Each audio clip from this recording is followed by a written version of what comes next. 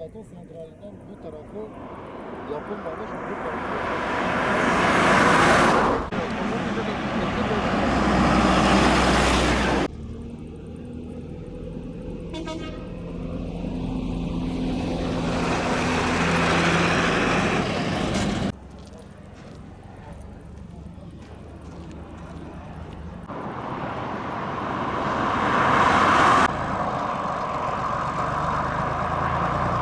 Diyarbakır Hani yolumuz 65 kilometredir.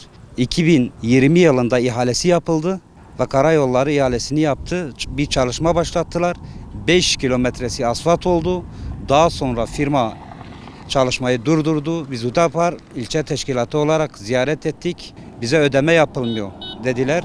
Bunu biz milletvekilimiz Hüdapar milletvekili Sayın Faruk Dinç'e de bildirdik. Sayın Faruk Dinç bunu mecliste bir önerge vererek, Hüdapar bir önerge vererek bu yolun işte ivedilikle yapılması gerektiğini arz ettiler. Yine bir başladılar. Şu anda bir 10 kilometre daha bir çalışma var. Fakat çalışma çok ağır yürüyor, çok sıkıntılı yürüyor ve vatandaşlarımız ciddi anlamda mağdur oluyor.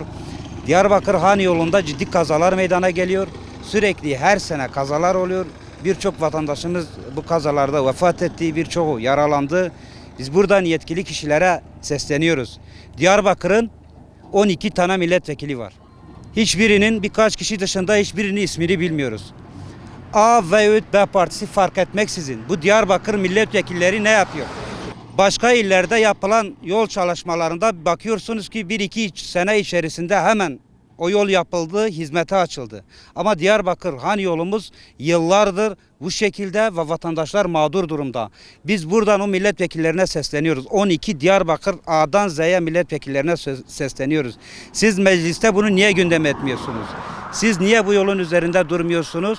Siz bu sorunu niye halletmiyorsunuz? Biz buradan onlara çağrı yapıyoruz, onları göreve davet ediyoruz. Mersin milletvekili, Hüdapar'ın Mersin milletvekili geliyor.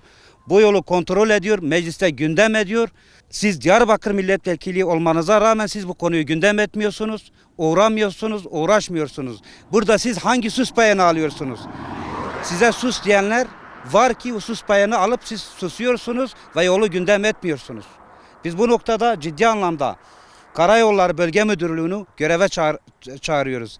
Merkezi hükümet, ondan sonra Diyarbakır Büyükşehir ve Diyarbakır milletvekillerinin tamamını AK Parti'den DEM'e kadar hepsini göreve çağırıyoruz ve bu yol bir an önce ivedi bir şekilde yapılsın diyoruz. Diyarbakır Hani yolumuz sürekli kazalardan dolayı adeta ölüm yoluna döndü.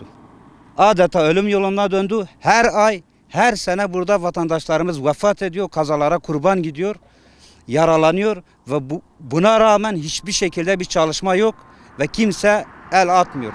Özellikle bölge milletvekilleri. Diyarbakır'ın 12 milletvekili, isimlerini sayamadığım, kimsenin görmediği seçim süreçlerinde gelip gezip oy istediklerinde ondan sonradan gidip bu halkı unutanlar.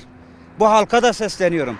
Sizi unutanlara, size sırtını dönenlere siz de sırtınızı dönün. Ve bunu gündemde tutmaya, dile getirmeye, gerekli kurumlara iletmeye devam edeceğiz ve üzerinde duracağız Allah'ın izniyle.